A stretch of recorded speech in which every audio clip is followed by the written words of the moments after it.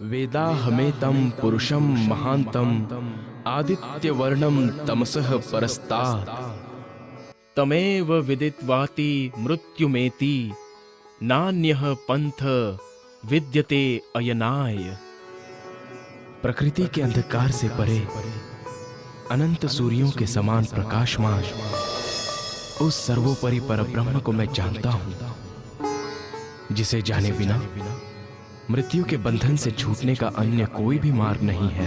अकामो धीरो अमृतः रसेन तृप्तं न कुतश्च नोनः तमेव विद्वान् न विभाय मृत्युरात्मानं धीरम अजरम युवानम। अर्थात लौकिक कामनाओं से रहित धीर अविनाशी स्वरूप वाले आनंदमय रस से परिपूर्ण पूर्णातिपूर्ण अजर एवं सर्वदा युवा स्वरूप वाले उस परब्रह्म को जान लेने वाला मृत्यु से भयभीत नहीं होता है। मैं कौन हूं, कहां से आया हूं, मेरा निज स्वरूप क्या है, सच्चिदानंद परब्रह्म कहां है, कैसा स्वरूप है उनका और उन्हें पाने का वास्तविक मार्ग क्या है। तारतम ज्ञान के अखंड प्रकाश में इन प्रश्नों का अनायास ही समाधान प्राप्त हो जाता है और साथ ही सभी धर्मों का आपसी विरोध भी हमेशा के लिए समाप्त हो सकता है। लहराते हुए महासागर की अथाह जल राशि में जिस प्रकार असंख्य बुलबुले पैदा होते हैं और तत्क्षण उसी में लीन हो जाते हैं, उसी प्रकार महामाया से असंख्य लोग पल पल में प्रकट होते हैं और उसी की गोद में समाप्त हो जाते हैं। अज्ञानता की गहन निद्रा में सोने वाला सामान्य मानव तो ये सोचकर ही आश्चर्य में डूब जाता है कि वो जिस पृथ्वी पर रहता है उससे 13 लाख गुना बड़ा इस सूर्य का अस्तित्व हमारी आकाश गंगा के सबसे छोटे नक्षत्र के रूप में है। इस आकाश गंगा में करोड़ों सूर्य हैं जो सभी हमारे सूर्य से बड़े हैं। ये आकाश गंगा इस ब्रह्मांड की सबसे छोटी आकाश गंगा है। इससे बड़ी बड़ी करोड़ों आकाश गंगाएं इस अनंत आकाश में विद्यमान है। ब्रह्मांड का विस्तार इससे भी अधिक है जो अभी तक मानवीय बुद्धि में नहीं आ सका है। क्या इस अनंत आकाश से परे कुछ है? निस्संदेह इस अनंत आकाश अहंकार एवं महान तत्व के मंडल से भी परे वो महाशून्य है जिससे असंख्य लोकों की पल पल उत्पत्ति होती रहती है। सभी लोग अंततः इसी में विलीन होते रहते हैं और इसी महाशून्य में प्रकट होता है आदि नारायण का स्वरूप, जो अक्षर ब्रह्म का स्वाप्निक मन होता है। संपूर्ण सृष्टि का संचालक यही है।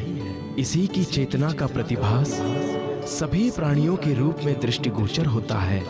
संसार के अधिकांश मनुष्यों का प्रायः यही आराध्य देव है और इससे परे ये योग माया का अखंड मंडल है जहाँ अक्षर ब्रह्म अपनी अखंड एवं चैतन्य प्रकृति के साथ क्रीड़ा करता है। ये अद्वैत भूमिका है। यहाँ के कण कण में चैतन्यता, अखंडता एवं ब्रह्म रूपता के दर्शन होते हैं। ये वेदों में चतुष्पाद विभूति के रूप में वर्णित हैं। भगवान शिव, महाविष्णु, संकादिक, शुकदेव, कबीर आदि की ध्यान क्रीड़ा का यही स्थान है। किंतु इस योग माया मंडल से परे वो स्वलीला अद्वैत अनादि अनंत परम धाम है जहाँ के कण कण में सच्चिदानंद परब्रह्म का ही स्वरूप समाया हुआ है। एकमात्र तारतम ज्ञान के प्रकाश में ही ये यथार्थ रूप से विदित हो सकता है कि प्रकृति के नितांत परे वो स्वलीला अद्वैत परम धाम कहाँ है एवं कैसा है। तारतम्येन जानाति सच्चिदानंद लक्षणम। अब हम क्या करें? कैसे समझाएं देवचंद्र को? वो तो हमारी कोई बात मानने को ही तैयार नहीं। इस प्रकार कब तक चलता रहेगा? मैंने सोचा था कि यहां भोजनगर में रहकर देवचंद्र के मन में फिर से अपनी ममता को जगा पाऊंगी, किंतु यहां रहकर भी तो कोई लाभ ही नहीं हो रहा। आखिर वो हमारा इकलौता पुत्र है, हमें कुछ तो करना होगा, नहीं तो मेरा देवचंद्र अपना सारा जीवन बैरागी बनकर ही बिता देगा। मैं भी यही सोच रहा हूं, और मुझे इस बात का एक ही हल दिखाई दे रहा है। किसी तरह देवचंद्र की शादी करा दी जाए, ताकि वो पत्नी और बच्चों के मोह में फंस जाएगा। फिर हम जैसा चाहेंगे वही होगा। क्या आपको लगता है कि देवचंद्र विवाह के लिए हाँ करेगा? कुंवर, मैं जानता हूं वो कभी अपनी इच्छा से विवाह नहीं करेगा, इसलिए हमें उसके विवाह की तैयारी बहुत ही गुप्त रूप से करनी होगी। फिर विवाह के दिन हम कैसे भी करके उसकी शादी करवा देंगे। ठीक है स्वामी, यदि आप ऐसा चाहते हैं तो हम वैसा ही करके देख लेते हैं। हो सकता है परमात्मा हमारी इच्छा पूर्ण कर दे।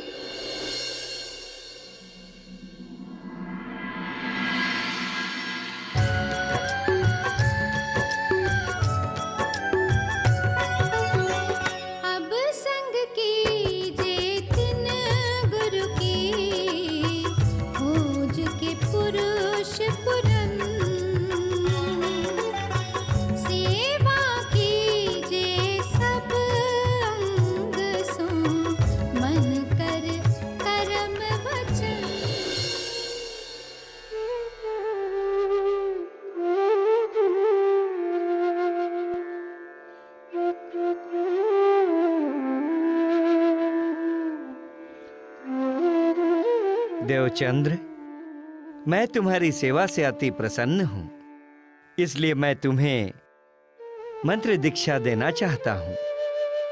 अतः तुम आने वाले गुरुवार को प्रातः भद्र भेष होकर आ जाना। जैसी आपकी आज्ञा गुरुदेव। मैं गुरुवार को प्रातः ही उपस्थित हो जाऊंगा।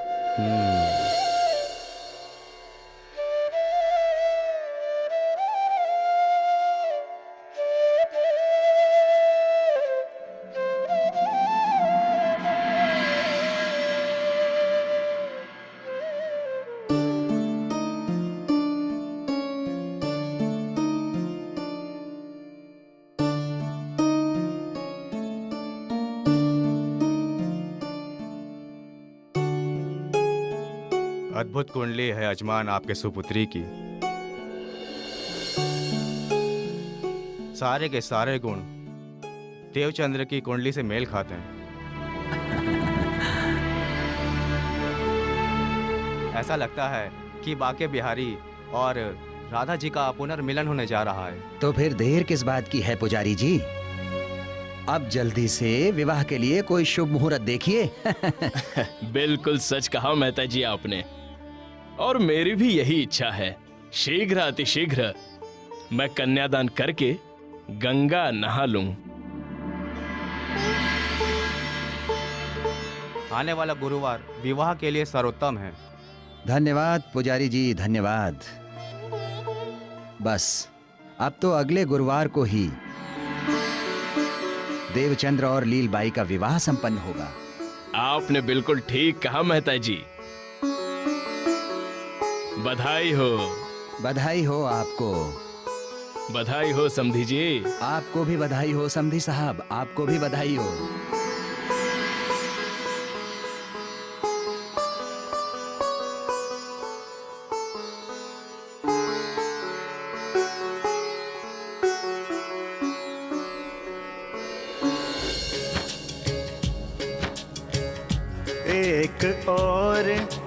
गुरुवर चले देने दीक्षा राह, दूजियार पितुमात ने तय कर दिया विवाह। देवचंद्र इस बात से है बिल्कुल अनजान, निज मुंडन करवा रहे, नहीं किसी का ध्यान, नहीं किसी का ध्यान।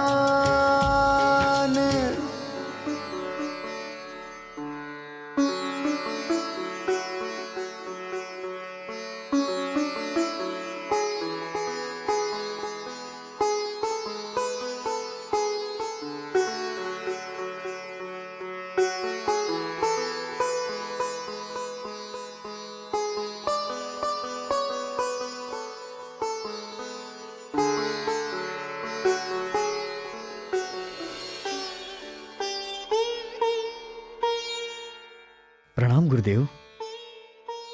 यशस्वी भव देवचंद्र, मैं तुम्हारी ही प्रतीक्षा कर रहा था। आओ यहाँ बैठो।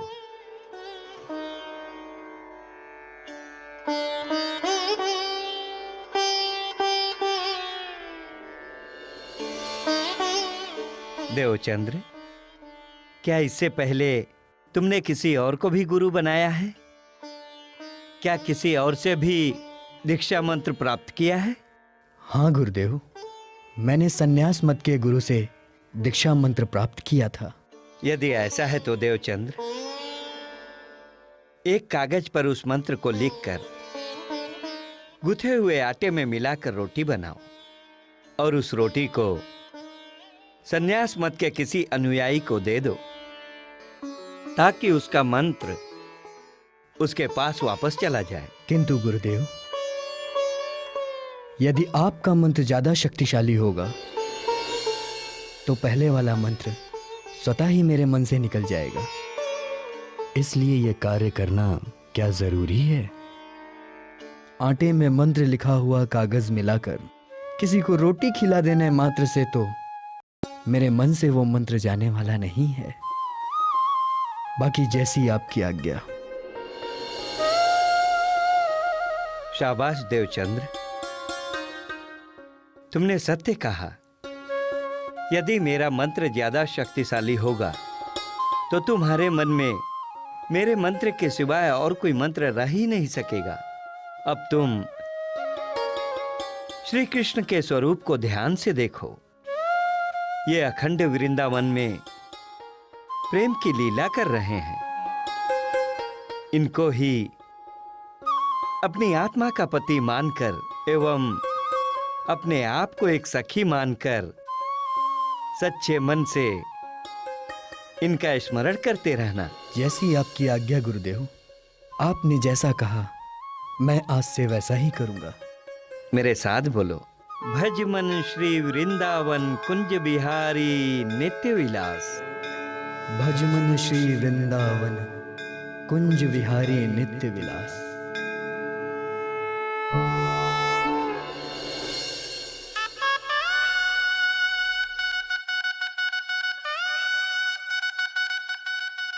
बजाओ बजाओ, जोर से बजाओ। हाँ भाई, जरा फूल ध्यान से लगाना, जरा ध्यान से। जी अच्छा।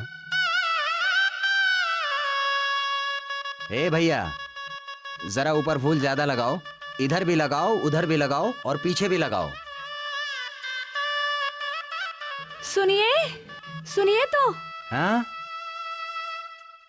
विवाह का मुहूर्त होने को आया, देवचंद अभी तक नहीं आया। वो अवश्य हरिदास जी के पास होगा। आप किसी को भेजकर बुलवाइए।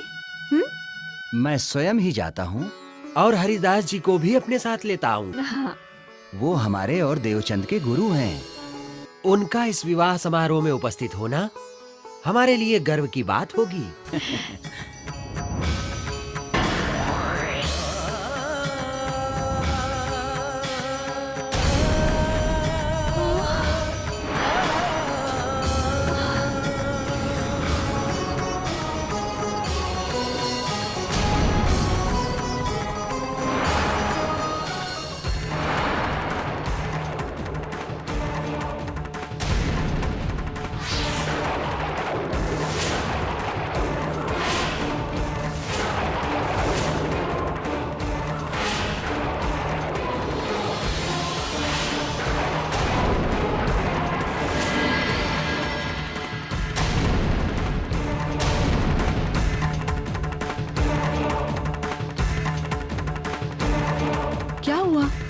ये क्या हो रहा है?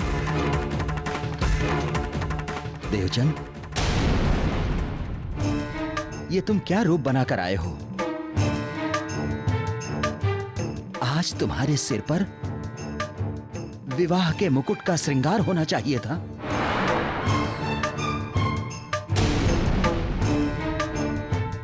और तुम माता पिता की मृत्यु के शोक जैसा रूप बनाकर आ रहे हो।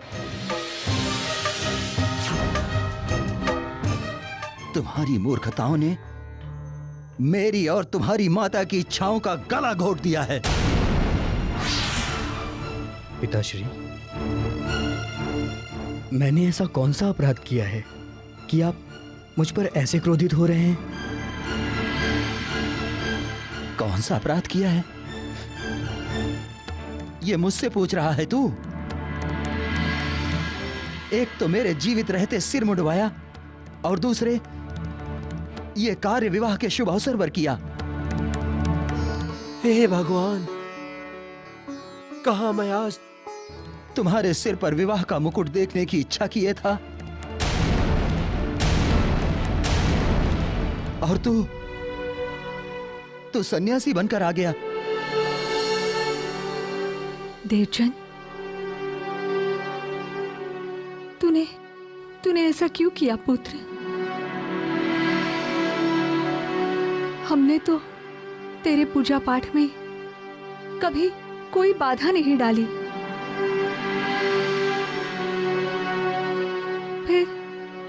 फिर तूने ऐसा क्यों किया बेटा? हम सबकी खुशियों पर पानी क्यों फेर दिया? बोल मेरे लाल। आप लोग किस खुशी की बात कर रहे हैं? पुत्र, तेरे विवाह की खुशी। और किस खुशी की? आप जिस सांसारिक विवाह की बात कर रहे हैं, उस सांसारिक विवाह के लिए मैंने आपको बार बार मना किया था, क्योंकि मैं आत्मा का विवाह करना चाहता था और मेरी आत्मा का विवाह जिससे होना था मैं उससे विवाह कर आया। और रहा प्रश्न मेरे मुंडन का, तो आत्मा के विवाह में संसार से विमुख होकर सिर का मुंडन तो करवाना ही पड़ता है। सो मैंने मुंडन करा लिया।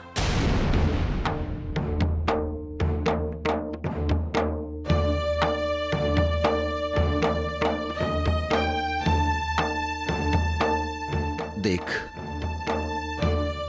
तू मेरा एकमात्र पुत्र है और मैं ये किसी भी कीमत पर सहन नहीं कर सकता कि मेरे जीते जी तू बाबा बनकर इधर उधर घूमता रहे। विवाह तो तुझे करना ही होगा। पिताश्री, आप क्यों जिद पर अड़े हैं? मेरा मन बिल्कुल भी इन सांसारिक बंधनों में बंधने का नहीं है। और फिर विवाह तो दो दिलों का मिलन होता है, और जब तक ये ना मिले और दोनों की इच्छा ना हो विवाह करने की, तब तक जबरदस्ती उनका विवाह करवाना तो एक घोर अन्याय है। पिताश्री, आप जरा उस लड़के के विषय में भी तो सोचिए। यदि वो मेरे साथ सुखी नहीं हो पाई तो उसका क्या होगा? फिर तू ही बता कि क्या करूं मैं? क्या करूं मैं?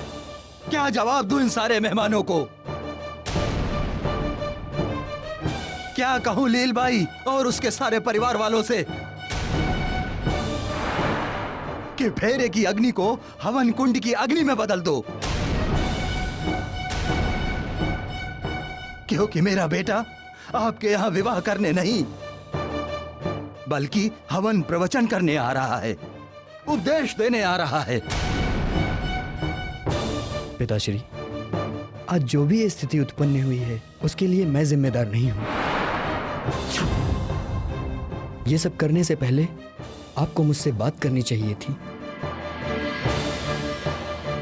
ये जानना चाहिए था कि मैं उसके लिए राजी हूं या नहीं। जिस विवाह के बंधन में आप मुझे बांधना चाहते हैं, मेरे लिए वो विवाह दलदल है, जिसमें एक बार फंसने के बाद उससे निकलना असंभव है। बस बस कर मुझे उपदेश देना।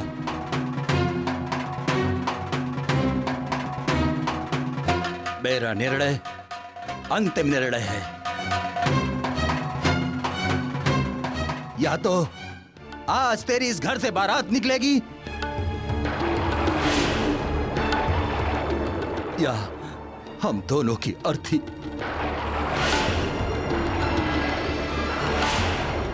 ये निर्णय मैं तुझ पर छोड़ता हूं।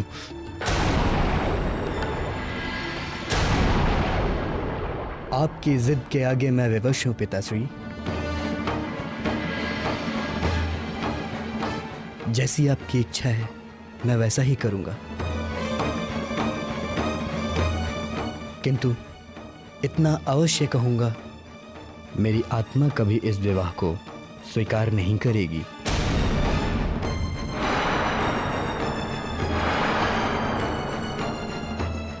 पुत्र,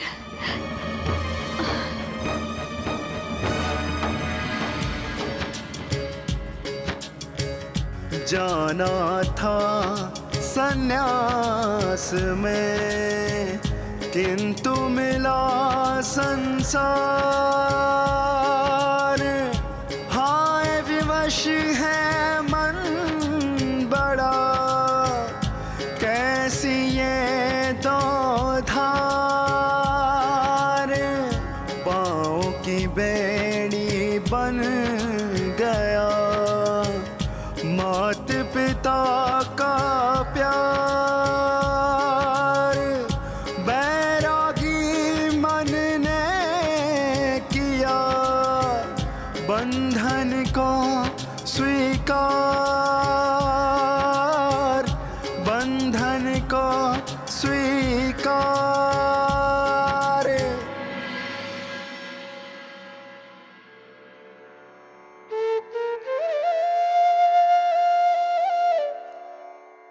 और इस तरह देवचंद्र जी ने ना चाहते हुए भी अपने माता पिता के दबाव में आकर लीलबाई से विवाह कर लिया, किंतु इससे उनके भक्ति व सेवा के भाव में कोई अंतर नहीं पड़ा। वे पहले की तरह ही निर्मल और शुद्ध भाव से भक्ति और श्री हरिदास जी की सेवा करते रहे। वे सारा दिन मंदिर में ही रहते थे और रात्रि के 12 बजे मात्र एक पहर के लिए घर आते थे। प्रातः 3 बजे पुनः मंदिर में आकर परिक्रमा करने लगते थे। एक दिन जब वे हरिदास जी के घर की परिक्रमा कर रहे थे, भजमन श्री वृंदावन कुंज विहारी नित्य विलास, भजमन श्री वृंदावन कुंज विहारी नित्य विलास, भजमन श्री वृंदावन कुंज विहारी नित्य विलास, भजमन श्री वृंदावन कुंज विहारी नित्य विलास, भजमन श्री वृंदावन कुंज विहारी नित्य विलास, भजमन श्री वृंदावन कुंज विहारी नित्य विलास, भजमन श्री वृंदावन कुंज विहारी नित्य विलास, भजमन श्री वृंदावन कुंज विहारी नित्य विलास, भजमन श्री वृंदावन कुंज विहारी नित्य विलास, भजमन श्री वृंदावन कुंज विहारी नित्य विलास। कौन है? भजमन श्री वृंदावन कुंज विहारी नित्य विलास। कौन है वहां? प्रणाम गुरुदेव, मैं देवचंद गुरुदेव। देवचंद्र, इतनी रात को बाहर क्या कर रहे हो? रुको, मैं नीचे आकर किवाड़ खोलता हूं।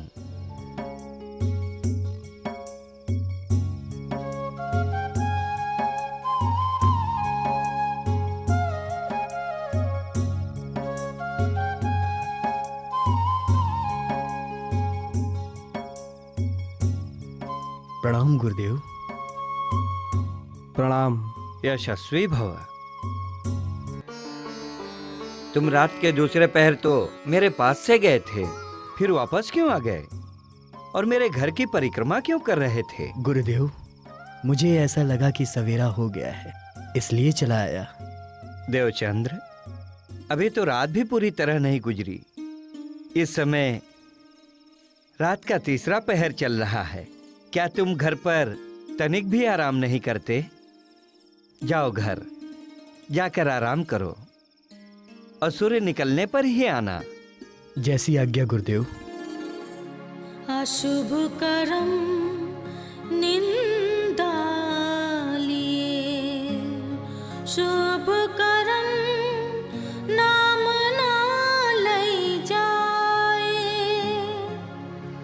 गोप साधन कीजे ते माटे, गोप साधन कीजे ते माटे।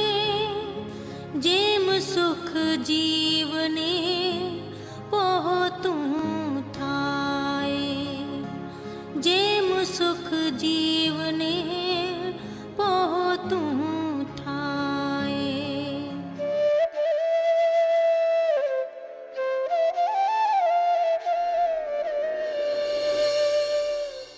गुरुदेव, गुरुदेव, गुरुदेव। लोग आपको ऐसे क्यों पुकार रहे हैं गुरुदेव? उनको अवश्य ही ऐसा कोई कष्ट होगा जिसका निवारण वो तुरंत चाहते हैं। चलो चलकर देखते हैं।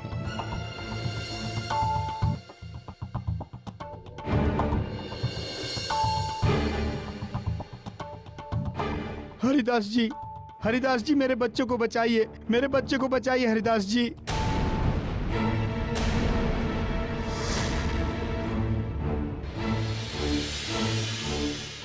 क्या हुआ भाई, क्या बात है? हम खेत में काम कर रहे थे, तभी मेरे बेटे को एक जहरीले बिच्छू ने काट लिया और उसका डंक इतना जहरीला था कि उसके लगते ही बेहोश हो गया। अब तो इसकी सांस भी रुक रुक कर चल रही है।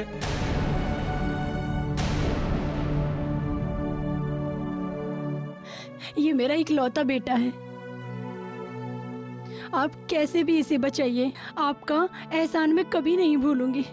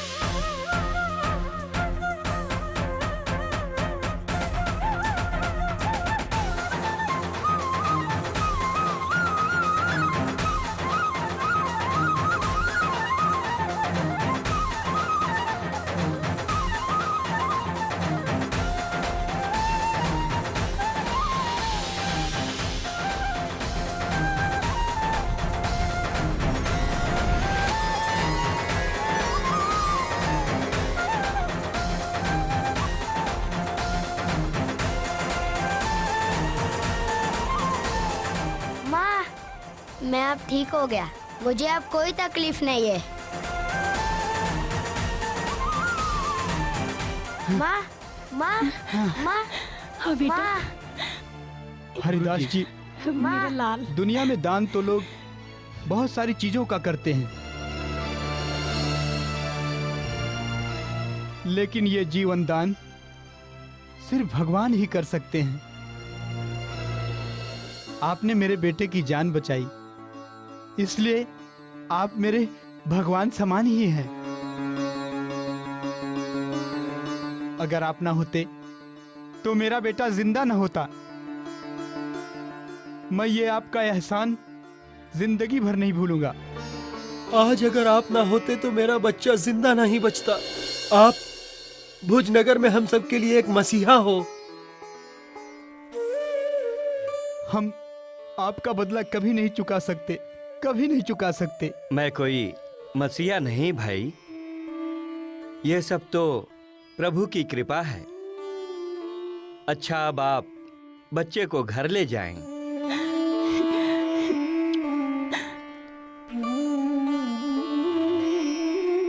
और इसे हल्दी वाला दूध पिलाकर आराम करने दें।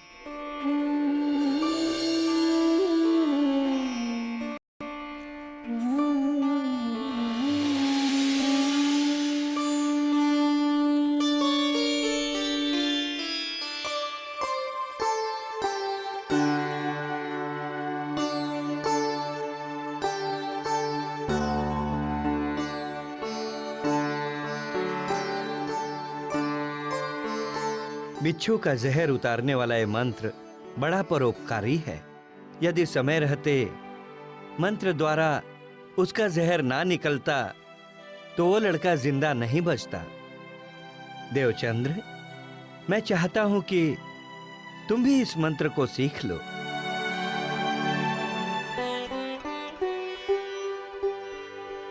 हे गुरुदेव, जो मंत्र आपने पहले मुझे दिया था वो मंत्र मैंने विधिवत सखी भाव से अपने मन में धारण कर लिया है। वह मंत्र जन्म मरण के समय होने वाले लाख बिच्छू के काटने जैसे दुख से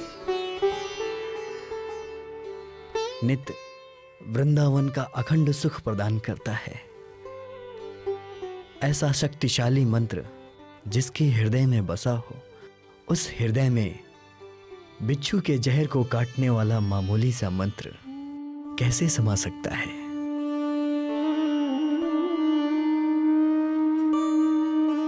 तुम धन्य हो देवचंद्र, तुम्हारी बुद्धि का मैं कायल हो गया हूं। तुम में साधारण मनुष्यों से अलग बुद्धि है। नहीं गुरुदेव, मुझसे अधिक बुद्धि और ज्ञान आपके पास है। नहीं, यह सत्य नहीं है। तुम्हारे पास जैसी विवेकशील बुद्धि है वैसी मेरे पास भी नहीं है। आत्मकल्याण के बारे में जैसा तुम्हारा दृढ़ विश्वास है वैसा विश्वास मेरे पास नहीं है। देखना, एक समय आएगा जब बड़े बड़े विद्वान और ज्ञानी तुम्हारी बुद्धि का लोहा मानेंगे, तुम्हारे ज्ञान के आगे नतमस्तक होंगे। तुम इस समाज के लोगों को ज्ञान की एक नई परिभाषा दोगे। ये एक ऐसी परिभाषा जो हर मनुष्य की समझ में आएगी। यह मेरा आशीर्वाद है। प्रणाम गुरुदेव। भजमन श्री वृंदावन कुंज विहारी नित्य विलास। भजमन श्री वृंदावन कुंज विहारी नित्य विलास। भजमन श्री वृंदावन कुंज विहारी नित्य विलास। भजमन श्री वृंदावन कुंज विहारी नित्य विलास। भजमन श्री वृंदावन कुंज विहारी नित्य विलास।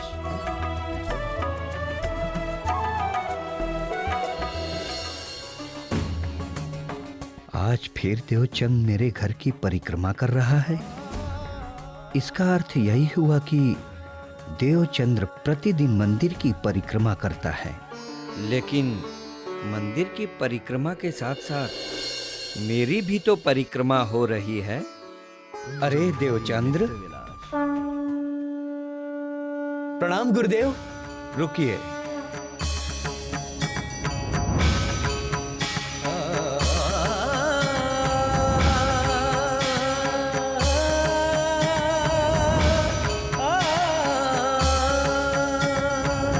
प्रणाम गुरुदेव। आयुष्मान भव। तुम आज फिर प्रातःकाल ही वापस आ गए। क्षमा करें गुरुदेव, मुझे आज भी समय का आभास ना हो सका, इसलिए ऐसी भूल हुई। मैं जाता हूं। ठहरो देवचंद्र। क्षमा तो उस भूल के लिए मांगी जाती है जो अनजाने में हो जाए, परंतु जानबूझकर जो भूल होती है वो भूल नहीं होती। मैं आपकी बात का मतलब नहीं समझा गुरुदेव। देवचंद्र, उस दिन पहली बार जब मैंने तुम्हें देखा अपने घर की परिक्रमा करते हुए और तुमसे पूछा कि आधी रात को ये क्या कर रहे हो, तो तुम्हें याद है तुमने मुझे क्या उत्तर दिया था? यही कि मुझे समय का पता ना चला, इसलिए चला आया। हाँ, यही कहा था तुमने, और मैंने तुम्हारी बात पर विश्वास कर लिया था। लेकिन आज मैं पूर्ण विश्वास के साथ कह रहा हूं कि तुमने उस दिन भी मुझसे झूठ बोला था और आज भी झूठ बोल रहे हो। क्या कारण है इस झूठ का? परिक्रमा तो मैं बस श्रद्धा और भाव से करता हूँ, इससे मेरे मन को शांति मिलती है। परंतु तुम रात रात भर मेरी परिक्रमा करते हो जिसका बोझ मुझसे सहन नहीं होता। देखो देवचंद्र, तुमने मुझे अपना गुरु माना है और गुरु से कभी कुछ नहीं छुपाते। तुम निसंकोच होकर मुझे कहो, तुम्हें मुझसे क्या चाहिए, मैं वो तुम्हें दूंगा। यदि तुम्हें परिक्रमा करनी है तो करो, लेकिन मेरी नहीं, मात्र बाल मुकुंद जी की। मेरे मंदिर में कृष्ण जी के 2 स्वरूपों बाल मुकुंद जी और बांके बिहारी जी की मूर्तियां हैं। उनमें से एक बाल मुकुंद जी की मैं तुम्हें दे देता हूं।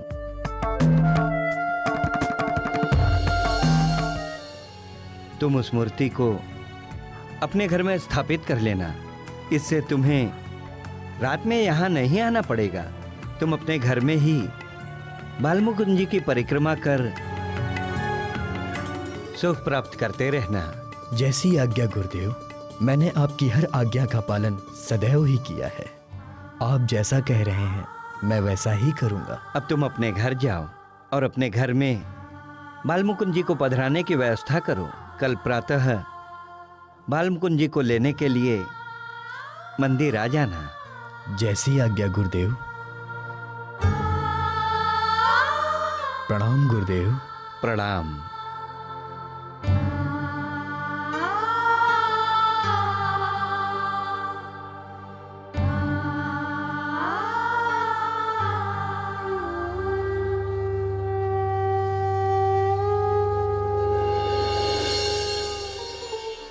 हे सुंदर साथ, हरिदास जी ने देवचंद्र जी को बालमुकुंद की सेवा के उद्देश्य से बालमुकुंद की मूर्ति भेंट करने का वचन तो दे दिया, किंतु हरिदास जी स्वयं ये नहीं जानते थे कि अब एक ऐसी लीला घटने जा रही थी जिसकी कल्पना भी नहीं की जा सकती थी।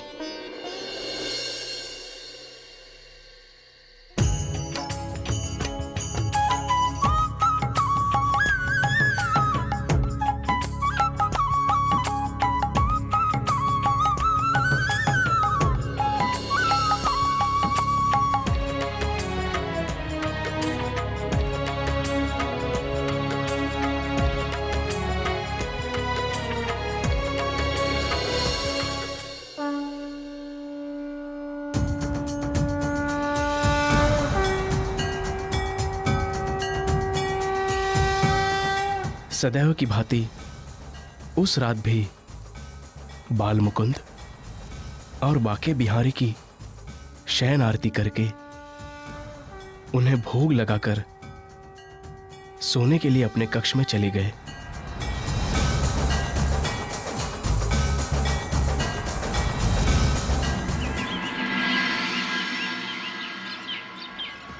किंतु भोर होते ही जब हरिदास जी पुनः आरती के लिए कक्ष में गए तो वो स्तब्ध रह गए।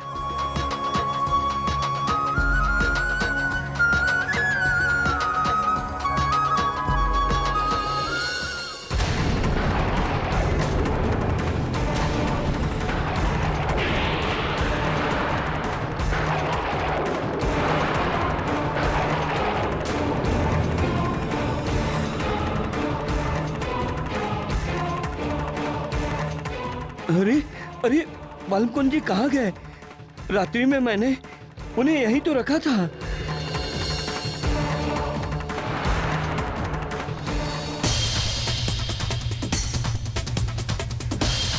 अरे भाग्यवान, सुनती हो? जल्दी आओ। देखो देखो यहाँ क्या हो गया।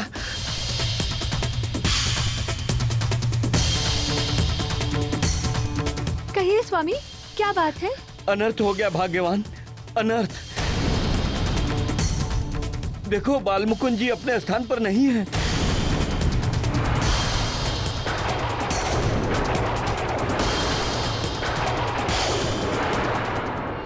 क्या तुम्हें पता है यहाँ से बाल मुकुंद जी की मूर्ति कहाँ गई? जी मुझे कुछ नहीं पता। भाग्यवान, रात को यहाँ कोई आया तो नहीं था? जी मैंने किसी को यहाँ आते नहीं देखा। किस पे इतना साहस कि वो रात को मंदिर में आए? यहाँ कोई आया नहीं था तो क्या बाल मुकुंद जी स्वयं यहाँ से चले गए?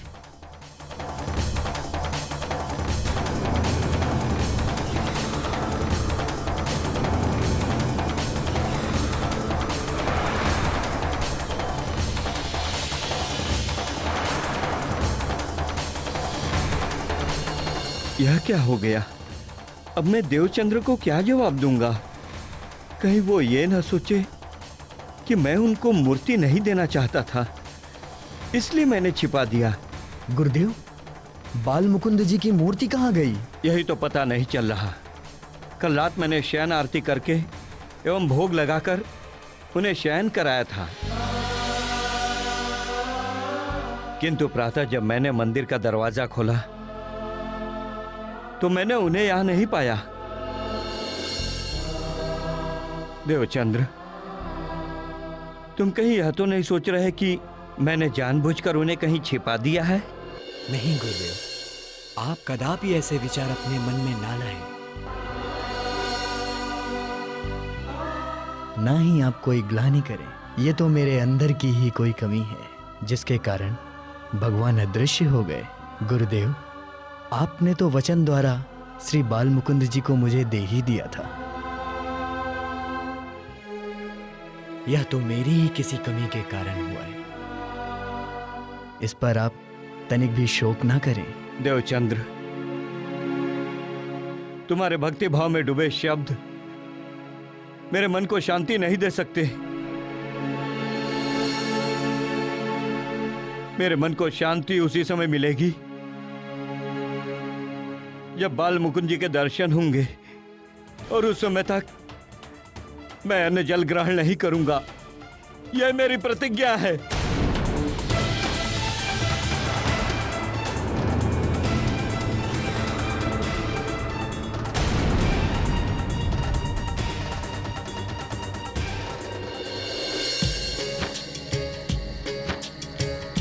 गुरु दुखी है निज वचन पूर्ण नहीं कर पाए,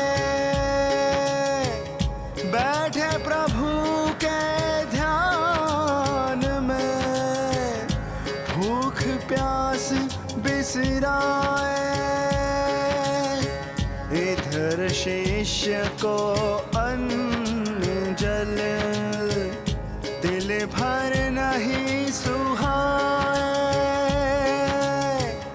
गुरु ही भोजन ना करे तो शिष्य कहाँ से खाए,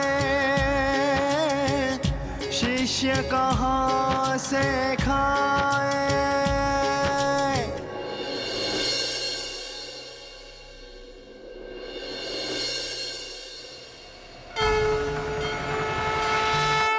हरिदास, हरिदास, हरिदास, हरिदास, हरिदास। प्रभु, प्रभु, देखो हम आ गए हैं। प्रभु, प्रभु, आप कहाँ चले गए थे प्रभु? आपको ढूंढते ढूंढते मेरी आंखें पथरा गई थी प्रभु। हम कहीं नहीं गए हैं हरिदास, हम तो वही मंदिर में ही अपने आसन पर विराजमान हैं। प्रभु, यदि आप मंदिर में ही हैं तो मुझे दिखाई क्यों नहीं दिए? भक्त हरिदास, वो इसलिए क्योंकि तुम हमें देवचंद्र जी के घर भेज रहे थे, इसलिए मैं अदृश्य हो गया। प्रभु, ऐसा करके मैं कोई अपराध कर रहा था? हाँ हरिदास, ऐसा ही समझ लो। परंतु प्रभु, देवचंद्र तो मेरा शिष्य है। वो भी आपकी सेवा भक्ति उसी भक्ति भाव से करता आया जिस भाव से सदा मैंने आपकी सेवा भक्ति की है। फिर क्यों आप मुझसे रूठ गए प्रभु? हरिदास, तुमने जो भी कहा वो सत्य है, परंतु तुम्हें देवचंद्र जी के स्वरूप की पहचान नहीं हो पाई है। तुम्हें उनकी महिमा नहीं पता है। वे तो सर्व देवों के देव और इष्टों के इष्ट हैं। इसी कारण मैं ना तो उनकी सेवा सहन कर सकता हूँ और ना ही उनका कोई एहसान ले सकता हूँ। परंतु प्रभु, अब मैं देवचंद्र को क्या उत्तर दूं? मैंने तो उन्हें आपको देने का वचन दिया है। मेरे वचन की लाज रहने का उपाय अब आप ही बताइए प्रभु।